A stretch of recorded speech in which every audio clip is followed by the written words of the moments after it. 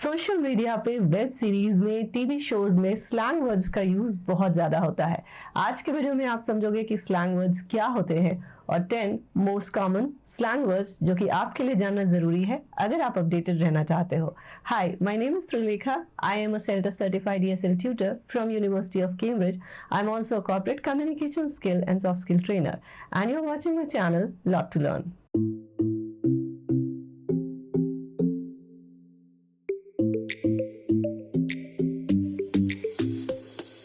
Slang words US वगैरह में specially teenagers के बीच में बहुत यूज होते हैं। ये टीनेजर्स के बीच में काफ़ी प्रचलित लैंग्वेज है। हालांकि ये लैंग्वेज इनफॉर्मल होती है, तो ये लैंग्वेज हमें कभी भी ऑफिस में या किसी रिस्पेक्टेड पर्सन के इससे बात करते वक्त नहीं यूज़ करनी चाहिए।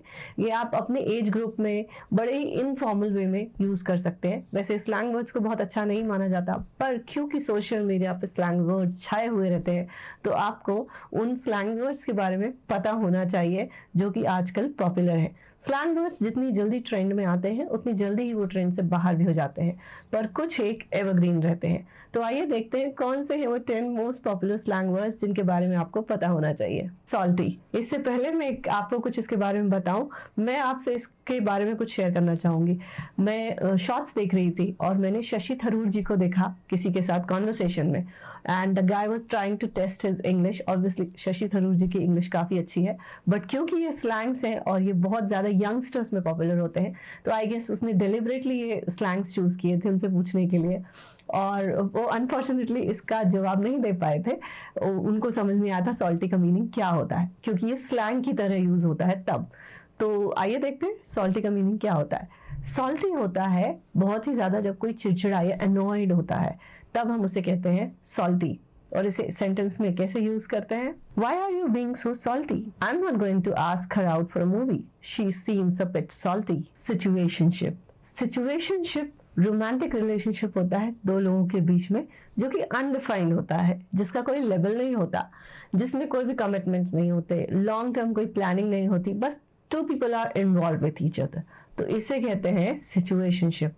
एग्जाम्पल देखते हैं। We almost see each other every day. Are you guys in relationship? Well, it's more like situationship. Gaslighting. Gaslighting का मीनिंग होता है किसी को मेंटली या साइकोलॉजिकली ऐसे फील कराना जैसे वो वर्थ नहीं है। मतलब आपकी बातों से उसे ऐसे फील कराना कि उसे खुद पे डाउट हो जाए, उसे खुद के नजरिए पे डाउट होने लगे। तो जब कोई आपको ऐसे फील कराता है कि आप जो सोच रहे हो, जो कर रहे हो, वो सही नहीं है, यानी आपके अंदर एक तरह का सेल्फ डाउट क्रिएट करता है, उसे कहते हैं gaslighting. He used gaslighting tactics when his girlfriend asked him about his secret affair. My colleague was constantly gaslighting me. That eventually led to poor performance at my work. Vibe check. ये word Twitter पे meme से popular हुआ था और आजकल लोग इसे text में भी बहुत यूज करते हैं। वाइब चेक का मतलब होता है किसी की इमोशनल स्टेट चेक करना। जैसे हम हिंदी में अक्सर कहते हैं और सब खैरियत, तो इस तरह से एग्जैक्टली मीनिंग इसका ये नहीं है, बट एक आप इसे ऐसे कोरिलेट कर सकते हैं। तो अगर आप किसी से कहते हैं वाइब चेक, तो आपको आंसर मिलेगा hey I am not in a good mood today और hey I am feeling positive today. So vibe check का मतलब होता है किसी के मूड को चेक करना कि किसी का मूड अच्छा है या खराब है। Don't forget to vibe check before entering his cabin. Side hustle. Side hustle होता है जब आप अपनी रेगुलर इनकम से हटकर साइड में कुछ अर्न करते हो, थोड़ा बहुत कोई और वर्क करके, उससे कहते हैं साइड हसल। साइड हसल जिसका आजकल बहुत ज़्यादा ट्रेंड है, क्योंकि हर किसी को एक्स्ट्रा इनकम की ज़रूरत होती है।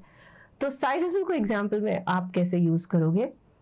आई make videos on YouTube, though I don't earn much from YouTube, it's just a side hustle for me. I actually work as accountant, graphic designing is my side hustle. This one is extremely important. Binge watch. Binge watch का मतलब होता है जब आप एक बार में बैठकर कोई वेब सीरीज को खत्म करते हो, उसे हम कहते हैं बिंज वॉच। ऐसा अक्सर होता है कि हम कोई भी वेब सीरीज लगा लेते हैं और फिर बैक टू बैक उसके सारे एपिसोड्स फिनिश करते जाते हैं, मे बी सेम इवनिंग या सेम डे पे। That is known as binge watch. Although I don't watch web series, when I watch, I binge watch it. I'm going to binge watch Friends today. Low key. Low key का मतलब होता है कोई ऐसी चीज़ जिसमें बहुत ज़्यादा दिखावा ना हो। हम अक्सर चाहते हैं कि हमारे कुछ फंक्शंस या हमारी लाइफस्टाइल लो की हो। I mean, हर कोई ऐसा नहीं चाहता, पर कुछ लोग ऐसा चाहते हैं। Let's see how to use it in example. He wanted to keep the wedding low key. I prefer low key lifestyle. Next on my list is clap back. Clap back का मीनिंग होता है किसी के criticism या insult का जोरदार तरह से जवाब देना। जब आपको कोई इंसल्ट करता है या क्रिटिसाइज करता है और आप बड़े ही विटी होकर, बड़े ही क्लेवर होकर उसे उस बात का जवाब देते हैं, that is known as clap back.